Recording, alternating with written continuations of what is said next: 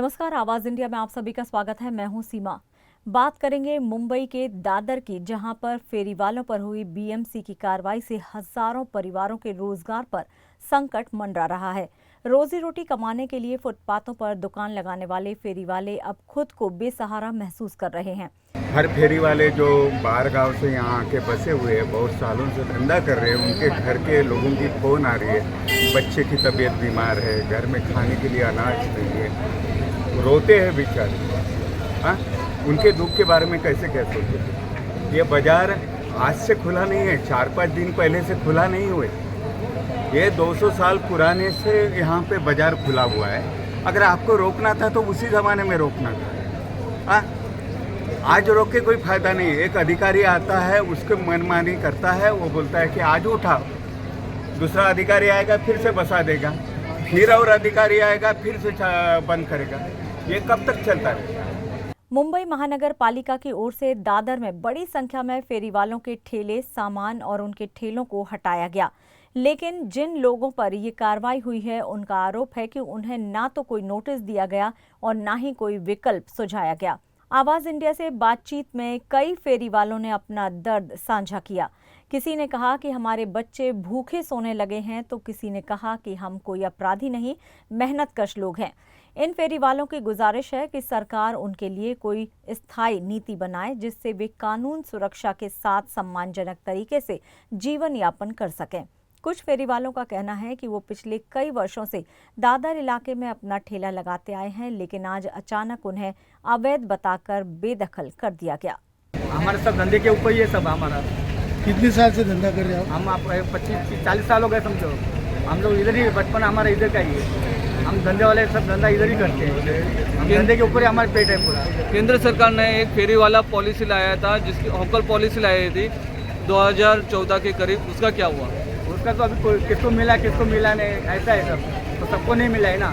और अभी वो लोग लोन भी देते हैं, बाद में ऐसा भी करते हैं। ऐसा है सब। पेट के लिए तो हमको कुछ करना ही है ना। आम आदमी को आम आदमी का दर्द दिखता है, लेकिन गवर्नमेंट को दिखता नहीं है क्या?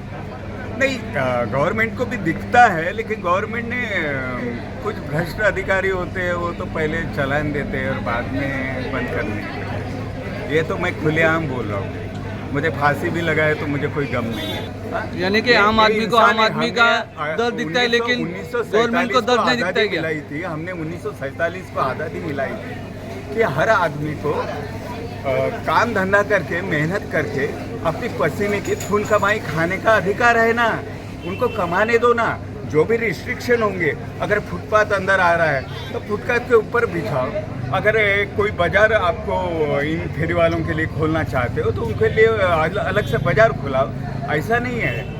ये आपने शोले नाम की पिक्चर देखी होंगी, उसमें गब्बर सिंह आता है और सब लोग भागने लगते हैं। ऐसी हालत है, बीएमसी वाली आती है और सब लोग बेचारे बैग लेके भागते हैं। ये ऐसी हालत नहीं होनी चाहिए कि इंसान की।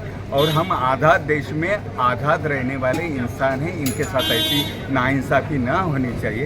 इतनी ही दरख्वास्त करता हूँ। इसके लिए उन्होंने पहले स्थानिक लोगों की, यानी स्थानिक फेरी वालों की, चाहे तो उनके साथ यहाँ पे रहने वाले, उनकी भी एक कमेटी बना के आमने सामने बिठा के एक कुछ सोल्यूशन निकाले कि बाबा फेरी वाले कैसा बैठना चाहिए, कौन से टाइम में बैठना चाहिए और कितना वक्त कैसा उसको दिया जाए।